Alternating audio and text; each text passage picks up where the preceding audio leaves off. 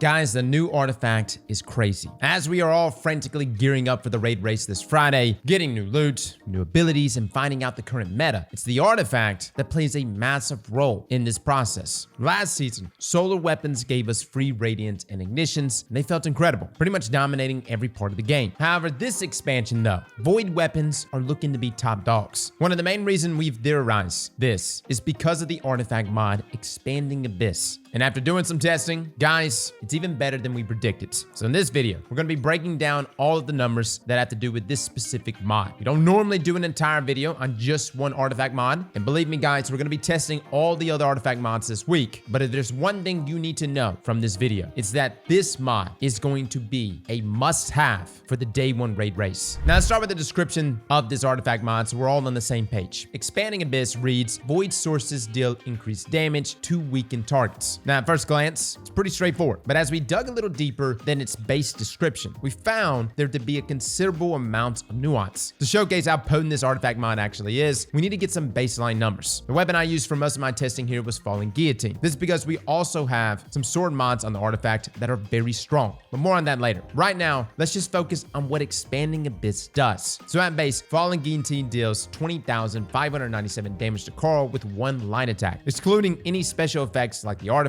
and just looking at what Weaken does. And in this case, coming from sources like Echo of Undermining or Smoke Bomb, our damage goes up to 23,686 damage. So that is the expected 15% increase in damage. Now let's get into how Expanding Abyss changes this. If we equip this mod, our single attack goes up to 25,747 damage. Now that's a 25% increase over base and an 8.7% increase over Weaken. Now before you go anywhere thinking that that's it, you've seen it all, here's what's crazy. 25% is not the cap. You see, initially we thought weakened targets only meant the actual void verb weaken, but that's not the case. For instance, let's just show you Tether. Again, at base, Falling Guillotine dealt 20,597 damage. Then if we tether without the artifact mod, that goes up to 26,776 damage, just like our normal weaken effect. There's no funky stuff going on here, guys. That's a 30% increase in damage, just like always. But that's also already more than what the weaken and Expanding Abyss offer. So does it actually increase when we re-equip the artifact mod? It does. Our 26,776 damage goes up to 27,820 damage. Now this brings out the total damage increase over base at 35%. The actual increase over Tether being around 3.8 to 3.9%. So while Expanding Abyss does add an extra 10% damage onto Weaken, it has slightly diminishing returns as our debuffs get stronger by only adding 5%. Now then, that's the basis of how Expanding Abyss works. What we really need to discuss now, which is equally important, is how this mod interacts with both Divinity and Tractor Cannon. These are our two exotics with unique debuffs. First with Divinity, it's actually a negative interaction. Here we can see after Divinity is procced without Expanding Abyss, that my sword damage goes up to 23,686 damage for a 15% increase in damage over base.